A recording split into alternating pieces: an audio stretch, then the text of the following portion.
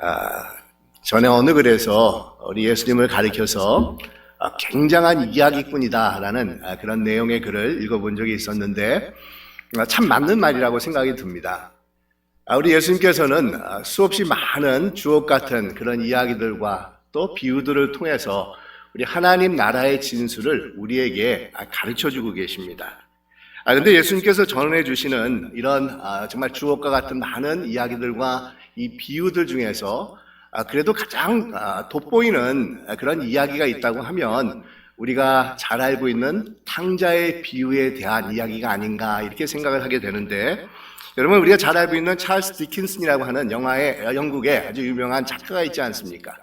이분이 이 탕자의 이야기, 예수님께서 우리에게 말씀해 주신 이 탕자의 이야기를 가리켜서 지금까지 전해진 쇼트 스토리 중에서 가장 위대한 것이다 라고 이렇게 지칭을 할 정도로, 칭찬을 할 정도로 이 탕자의 이야기는 우리의 심금을 정말 깊이 터치하는 그런 이야기라고 할 수가 있다는 겁니다. 근데 여러분, 이 탕자의 이야기가 많은 사람들로 하여금 이렇게 흥미진진한 그런 마음을 갖게 하는 이 몇 가지 요소들이 있는데, 여러분 그 중에 한 가지는 이 짧은 내용입니다. 사실은 굉장히 쇼트 스토리인데, 이런 짧은 내용 중에서 여러 번 반전의 그런 이야기들이 이 가운데 담겨져 있다는 겁니다. 이 아버지가 살아계신데 탕자는 마치 이 아버지가 빨리 죽기를 바란다는 듯이 유산을 달라고 합니다. 그런데 아버지는 그의 요청에 아무런 대꾸도 하지 않고 토도 달지 아니하고 순수하게 응하는 겁니다. 또 탕자가 가져간 그 돈을 다 흥청망청 쓰면서 이제 다 돈이 없어져서 인생의 밑바닥을 전전긍긍하게 되자 이 탕자가 염치불구하고 이 아버지의 집을 향해서 돌아가기로 이 결심을 합니다. 그런데 이런 탕자를 이 아버지가 먼저 달려가서 뛰어가서 이 안아줍니다. 그리고 성대한 잔치까지 벌이는 겁니다. 근데 여러분, 이것이 다가 아니지 않습니까? 죽었다고 생각한 탕자가 돌아와서 이 아버지가 너무 기뻐서 손님들을 다 초청하면서 잔치를 벌이면서 이 즐거워하고 있습니다. 근데 여기에서 또 다른 반전이 일어나지 않습니까? 집에 있던 큰 아들이 화가 잔뜩 나가지고 아버지께 와서 이 방귀를 들기 시작을 하는 겁니다. 이 큰아들은 이 멀리서 양을 치다가 집으로 돌아오는 길이었는데, 집에 가까이 오면 올수록 집에서 정말 꿍짝꿍짝 아주 그냥 신나는 음악 소리와 함께 춤추며 노는 소리가 이 아들의 귀에 들려오는 겁니다. 그래서 너무 이상해서 이럴 일이 없을 텐데 과연 무슨 일이 벌어지고 있는가 궁금해서 종을 보내가지고 도대체 내가 없는 사이에 집에서 무슨 일이 있는지를 알아보게 합니다. 돌아온 종이 소식을 전하지 않습니까? 집을 나갔던 아우님이 건강하게 돌아왔습니다. 정말 건강한 몸으로 돌아온 것을 반겨서 이 아버지 주인 어른께서 너무 기쁜 나머지 살찐 송아지를 잡고 손님들을 초청해서 이 잔치를 베풀고 있습니다 라고 전해주는 겁니다. 근데 여러분, 바로 그 순간에 이 맏아들의 감정이 뒤틀리기 시작을 하지 않습니까? 이 아버지에게 완전히 버림을 받았다라는 그런 느낌을 갖기 시작을 하는 겁니다. 여러분, 이런 감정은 아주 참 무서운 것입니다. 한번 잘못된 감정에 휩싸이게 되면 이 정상적인 이성과 판단력을 잃어버리게 되고 모든 생각이 잘못된 방향으로 흘러가게 된다는 겁니다. 여러분, 인간의 우리 마음속에서 감정이 얼마나 중요한지 모르는데, 또한 이 감정이 잘못 우리가 다스리게 되면 우리 인생을 완전히 망쳐놓게 된다는 겁니다. 그래서 우리는 이 감정을 잘 분별하고 이 다스릴 줄 알아야 되는데, 사실 여러분, 이 감정 자체는 좋은 것 나쁜 것이 없습니다. 감정 자체는 아무런 문제가 없습니다. 하지만 그것을 우리가 감정을 느꼈을 때 어떻게 처리하는 것에 따라서 인생의 결과가 달라질 수가 있다는 겁니다. 그런데 이 맏아들은 이 감정을 제대로 다스리지 못했습니다.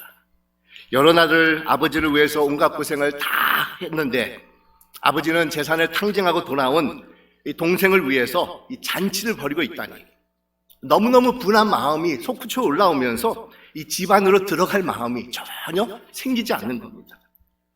분을 참지 못하고 씩씩거리면서 집 밖에 서서 어찌할 바를 모르고 있는 겁니다.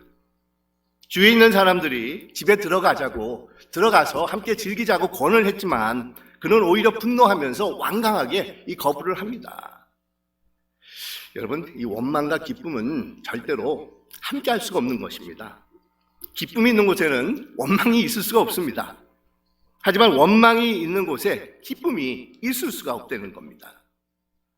이 사실 여러분이 이렇게 성경을 쭉 이렇게 앞뒤를 읽어보면 누가복음 15장에 보면 이 세 가지 비유가 나오지 않습니까?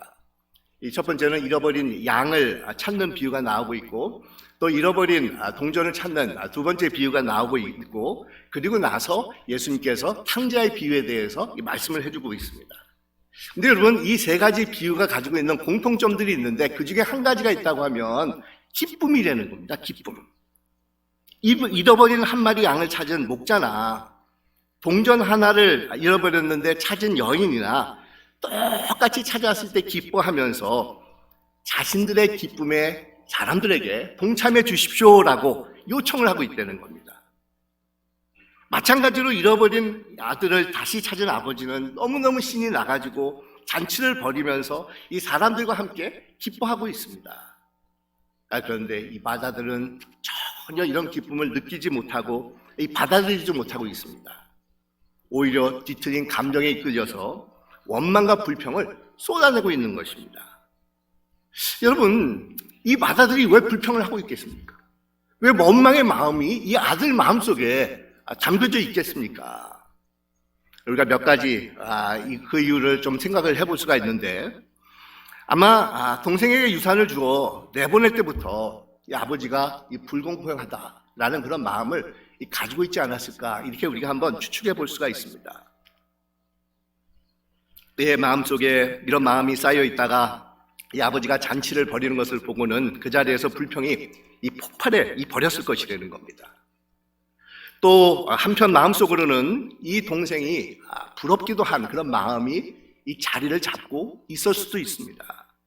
이 자기는 용기가 없어서 아버지 유산을 달라고 못하고 또 돈을 가지고 흥청망청 쓸 용기도 없었지만 어떤 면에서는 이 동생이 참 부럽다라는 그런 마음을 가지고 있었을 것이라는 겁니다. 이런 동생에게 은근히 경쟁심과 질투심을 가지고 있었는데 이 동생이 돌아왔다고 잔치를 아버지가 벌이는 것을 보고는 그만 분통이 터진 겁니다. 또 자신은 아버지의 사랑을 받아본 적도 없고 아버지를 위해서 도리어 희생을 당하면서 살아왔다라고 생각을 하고 있었다는 겁니다. 아버지를 위하고 가족을 사랑하는 마음에서 수고한 것이 아니라 마치 종과 같이 마지못해서 의무감으로 한다라는 마음이 그 아들 안에 있었기 때문에 자신이 인정받지 못한다는 섭섭함이 몰려왔었을 때 그만 분노하면서 이 불평이 터져 나온 것입니다. 근데 여러분, 무엇보다도 이 마다들은 언제나 이 동생과 차별화를 시도했기 때문이라는 겁니다. 그러니까 자신은 의로운 사람이라는 겁니다. 동생과 같지 않다는 겁니다. 나는 나름대로 모범생이고 또 책임감이 강한 사람이고 이 동생과 다른 사람이다. 아버지 속을 한 번도 썩혀드린 적이 없는 그런 착한 아들이다라는 그런 차별화된 생각이 이 아들 마음속에 가득 채워져 있었다는 겁니다. 그러다 보니까 아버지가 자신을 망나니 동생만도 못하게 여긴다고 생각을 하게 되니까 얼마나 분하고 원통하겠습니까? 그러면서 이 아들은 아버지로부터 노골적으로 떠나기 시작을 합니다.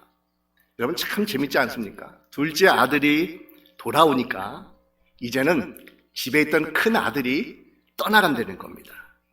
근데 작은 아들은 이 몸으로 실제적으로 아버지 집에서 나갔지만 이 큰 아들은 이 마음으로 정신적으로 아버지 품을 떠나가고 있다는 겁니다.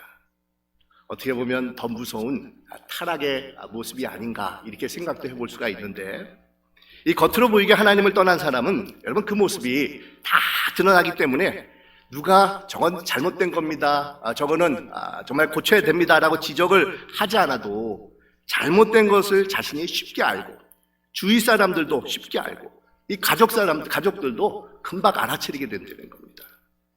이런 사람들은 돌아오는 것도 눈에 보이게 할 수도 있고 또 돌아와서 용서를 구하는 것도 그다지 그렇게 힘든 일이 아닙니다. 왜냐하면 모든 사람들이 잘못된 것이라는 것을 잘 알고 있기 때문에 쉽게 용서를 구할 수가 있다는 겁니다. 사람들 보기에 너무도 당연한 이 죄인이기 때문입니다. 하지만 내면으로 하나님을 떠난 사람들은 겉으로는 이 모범적인 모습을 가지고 있습니다. 교회 출석도 잘합니다. 봉사도 열심히 합니다. 나름대로 신앙심이 깊은 것처럼 보이게 됩니다. 하지만 자신의 잘못을 깨닫지 못한다는 겁니다. 인정하려고도 하지 않는다는 겁니다. 이 겉으로는 정말 주위 사람들과 가족들의 기대에 충족을 시키고 있기 때문에 자신은 잘하고 있다는 그런 자부심이 있어서 나름대로 굉장한 그런 아주 높은 그런 자부심을 가지고 칭찬을 받는 그런 상태에 있기 때문에 자신은 회개하는 그런 법을 모르고 있다는 겁니다. 하지만 숨겨진 내면이나 동기나 이 마음의 상태를 살펴본다고 하면 형편이 없습니다. 하나님을 사랑하고 가족과 이웃을 진심으로 존경하고 사랑하는 마음을 찾아볼 수가 없는 겁니다. 그냥 단지 외형으로 드러나는 이 껍데기만 반듯할 뿐이 되는 겁니다. 나는 모든 것을 옳게 행동한다. 가족과 사회에 잘 순응하면서 살아간다. 책임감도 강하고 도덕적이고 열심히 일하고 주위 사람들이 모두 나를 칭찬하고 존경하고 있다. 나는 모든 사람들의 이 모범이 되는 사람이다. 이런 자부심으로 가득 차 있는 겁니다. 겉으로 보기에 이 마다들에게서 어떤 결점도 찾아볼 수가 없습니다. 자신은 항상 옳고 반듯하다라는 이 자부심으로 가득 차 있는 겁니다. 그러다 보니 이런 자기의에 도취된 자들은 참 고치는 것이 힘들 수가 있다는 겁니다. 이 자신을 너무도 의롭게 보기 때문에 회개할 건덕지를 찾을 수가 없는 겁니다. 그러니 여러분, 이런 자신의 의에 도취된 사람들이 어떻게 회개를 할 수가 있고 하나님 아버지 앞에 나올 수가 있겠습니까? 그런데 여러분, 이런 큰아들과 이 둘째 탕자와 너무도 대조가 되지 않습니까? 집을 나갔던 이 둘째 탕자는 외형적으로 보았을 때 아버지의 마음을 아프게 하고 이 세상에 나가서 타락한 생활을 한 아주 죄인이 아주 틀림이 없습니다. 하지만 마다들은 한 번도 집을 떠난 적이 없고 늘 아버지께 순종하며 세상에서 친구와 파티 한번 해본 적이 없다는 겁니다. 정말 누가 봐도 깨끗하고 아주 순수하고 의로운 사람입니다. 근데 여러분, 그의 마음에는 원망과 불평으로 가득 차 있었습니다. 이 아버지를 알지 못했다는 겁니다. 아버지의 사랑을 경험해보지 못했다는 겁니다. 아버지 집에 있으면서도 실제로는 아버지와 동떨어져 있는, 아버지로부터 멀리 떠나 있었던 사람이 바로 이 마다들이었다는 겁니다. 여러분, 이런 마다들이 누구겠습니까? 누가 바로 이 마다들이겠습니까? 예수님 당시에는 이 바리새인과 서기관들이 바로 이 마다들과 같은 자들이었다는 겁니다. 이 겉으로는 철저하게 종교 생활을 유지하지만 마음으로는 하나님을 사랑하고 이웃을 사랑하는 그런 마음이 결여되어 있었던 자들입니다. 이 사실 곰곰이 비유의 말씀을 생각해 보면 여러분, 이 마다들이 아버지의 품을 떠나는 것은 사실은 최근의 일이 아닙니다. 오랜 세월 거치면서 그의 마음속에서 아버지 품에서 떠나 있었다는 겁니다. 육신의 몸은 집에 있었지만 사실은 마음이나 정신적으로는 이 아버지를 멀리 떠나 있었던 사람이 바로 마다들이었다는 겁니다. 우리 30절에 마다들이 아버지에게 자기 동생을 가리킬 때 당신의 아들이라고 하지 않습니까? 그리고 또한 동생을 향해서는 이 아들이 돌아오매라고 말을 합니다. 여러분, 이런 말투에서 어떤 느낌을 받을 수가 있겠습니까? 마치 자신의 동생과는 아무런 관계가 없는, 그래서 동생을 가족이 아닌 제3자와 같이 취급을 하고 멸시를 하고 있는 그런 느낌이 이 마다들의 말투에서 품어져 나온다는 겁니다. 그러니까 어떤 사랑도 애틋함도 또 사랑도 존경도 찾아볼 수 없는 그런 말투가 됩니다. 이 자신의 동생을 당신의 아들이라 라고 말하므로 이 아버지마저도 자신과 아무 상관이 없는 사람으로 만들어버린 겁니다. 그렇게 보면 지금까지 이 아들은 이 아버지를 떠나서 살아왔던 자입니다. 겉으로는 한 번도 집을 떠나본 적이 없지만 마음으로는 이미 오래전부터 떠나 있었다는 겁니다. 그러다가 오늘 결정적인 순간에 그동안 쌓여왔었던 원망과 불평이 치솟아 오르면서 이 아버지와 이 결별을 선언한 겁니다. 여러분, 이것은 마치 신앙의 공식과 같은데, 아버지의 사랑에서 마음이 떠난 사람들은 형제를 사랑할 수 없다는 겁니다.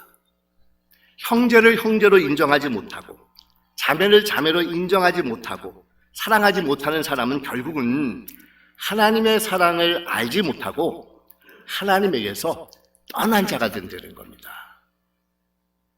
여러분, 이런 마다들이 어떻게 하나님 앞에 돌아올 수가 있겠습니까? 늘 불평과 원망을 일삼는 탕자가 어떻게 하나님 앞에 나올 수가 있겠습니까? 의무감으로는 봉사를 하고 이 겉으로는 정말 아무런 문제가 없이 보이지만 아버지의 사랑을 체험하지 못한 이 사람이 어떻게 다시 하나님 앞에 돌아올 수가 있겠습니까? 사실 특별할 방도가 없습니다. 무슨 특별하고 신비로운 그런 방법이 오늘 본문에서 제시되고 있지 않습니다. 사실 우리가 하나님을 알기 위해서 할 수 있는 것은 딱 한 가지밖에 없습니다. 하나님 앞에 나오는 것입니다. 여러분, 하나님 앞에 나온다는 것은 하나님께서 베풀어 주시는 은혜를 깨닫는 뜻이 되는 겁니다. 자신의 위성적이고 잘못된 신앙과 마음을 인정하고 하나님의 사랑 안에 흠뻑 젖어들어야 됩니다. 이 돌아온 탕자, 이 둘째 아들을 무시한 사랑과 은혜로 맞아주신 아버지는 이제는 집을 한 번도 떠나본 적이 없는 집에 있는 탕자, 이 맏아들을 향해서 다가가기 시작하시지 않습니까? 치료를 베풀어 주기 시작하시지 않습니까? 이 아들에게 대해서 또한 사랑과 은혜를 가지고 다가가기 시작을 하셨다는 겁니다. 우리 31절과 42절에서 아버지가 큰아들에게 아주 다정하게 말을 건네지 않습니까? 얘야, 너는 항상 나와 함께 있으니 내 것이 다 내 것이지 아니야. 내 동생은 죽었다가 살아났으며 내가 잃었다가 얻었기로 우리가 즐거워하고 기뻐하는 것이 마땅하지 않겠니? 이렇게 말을 하고 있다는 겁니다. 여러분, 이 맏아들은 아버지를 동생의 아버지라고 불렀지만 이 아버지는 계속해서 아들아 라고 부르면서 다가갑니다. 내가 나의 친아들이라는 것을 강조하고 있습니다. 그리고 아버지의 아들이라고 하는 말에 대하여 내 동생이다, 내 동생이지 않니라는 말을 건네주고 있습니다. 이 맏아들은 자신의 의로움을 드러내면서 죄인인 동생 탕자와 같지 않다는 점을 부각시키며 아버지를 떠나 타락해 갔지만 이 아버지는 차별화가 아닌 이 개별화를 통해서 다가갔다는 겁니다. 그러니까 개별화라는 것은 동생은 동생이고 너는 너라는 겁니다. 동생도 참 좋지만 너도 좋다는 겁니다. 집을 떠났다 다시 온 동생만 사랑하는 것이 아니라 집을 한 번도 떠나본 적이 없는 너도 나에게는 귀한 아들이고 사랑하는 대상이 된다는 겁니다. 여러분, 이것이 바로 개별화입니다. 그런데 우리는 개별화가 아니라 종종 차별화로 우리가 문제에 봉탁할 때가 참 많이 있다는 겁니다. 이 차별화라는 것은 소위 말하면 너와 나는 다른 사람이다 라는 것을 부각시키는 것을 말합니다. 당신보다 내가 기도도 더 많이 하고 당신보다도 신앙의 뿌리도 깊고 당신보다 더 많이 알고 당신보다 더 옳고 의로운 사람이 바로 나다라는 것이 신앙에서 이 차별화입니다. 이렇게 너와 나를 구별하는 영적인 차별화 때문에 교만해지고 공동체가 파괴가 되고 이웃에게 상처를 주게 된다는 겁니다. 남을 정죄하기를 잘하고 하나님의 은혜를 의지하는 그런 신앙이 아니라 나의 의로움을 의지하는 율법적인 잘못된 신앙관이 여기서 나오고 있다는 겁니다. 하지만 하나님께서는 우리 한 사람 한 사람을 누구와도 비교할 수 없는 유일한 존재로 보시면서 다가오시고 자신의 은혜와 사랑의 자리로 똑같이 초청해주고 계신 것입니다. 근데 이것이 또한 우리 자녀 교육을 할 때도 꼭 필요한 부분이지 않습니까? 아무리 우리 자녀들이 한 배에서 태어났다 할지라도 다들 개성이 있는 독특한 존재들로서 우리 부모들이 해야 되는 것이 있다고 하면 이 자녀들의 이 개별성을 인정해주고 또 이에 따라서 이 자녀들을 잘 양육하는 것이 우리 부모들이 감당해야 되는 몫입니다. 지금은 나이가 99세 고령이지만 우리가 잘 아는 헨리 키신저라고 하는 분이 있지 않습니까?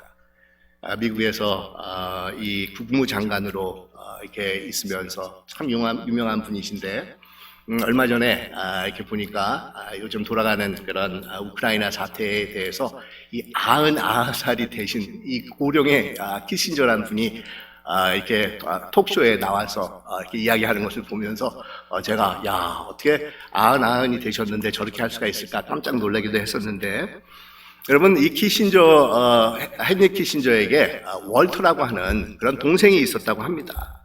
근데 이 동생은 이 헨리 키신저처럼 세계적으로 유명한 사람은 아니었지만 그래도 조그만 중소기업을 이렇게 운영을 하면서 지역에서 나름대로 유지로서 이 존경을 받는 그런 성공적인 그런 사업가였다는 겁니다. 그런데 그 동생이 자신의 형인 유명한 헨리 키신저를 회상을 하면서 이런 말을 합니다. 어렸을 때 형과 나는 라이벌이었습니다. 그러나 그다지 큰 경쟁 관계는 될 수가 없었습니다.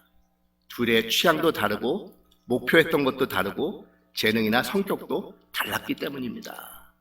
그러면서 형이 국무장관이 되었을 때 전 세계를 정말 호령하고 이렇게 유명해졌을 때 형에 대해서 열등감을 가지기는커녕 이분이 뭐라고 이야기하냐면 신문 기자들이 자신의 형인 헨리만 쫓아다니지 말고 내 성공담도 좀 실어야 될 게 아닌가라고 농담을 했다는 겁니다. 여러분 건강한 존재의식을 가지고 자신에게 주어진 개성과 달란트가 정말 다르게 인정을 받고 개발이 되었기 때문에 우리 두 형제가 나름대로 훌륭하고 정말 행복한 그런 삶을 살 수가 있었던 겁니다. 근데 여러분 만약 이 헨리 키신저와 이 월터 키신저 이 두 형제가 유대인이 아니라 우리 한국 가정에서 자랐다고 하면 어떻게 됐겠습니까?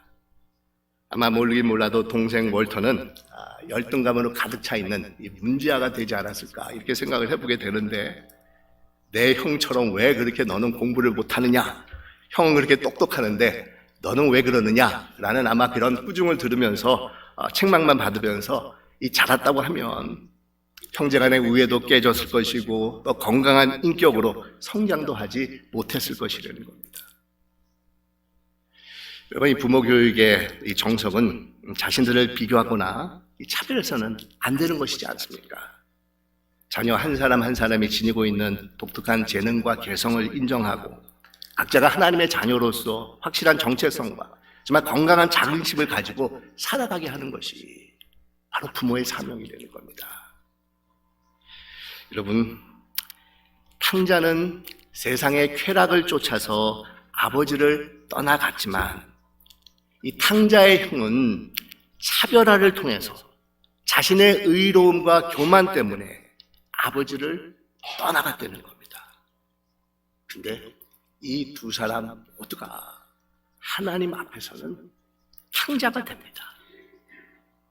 그래서 아버지는 이들 모두를 개별적으로 다가가셔서 만나주시고 사랑과 은혜 가운데로 초청해 주시는 것입니다.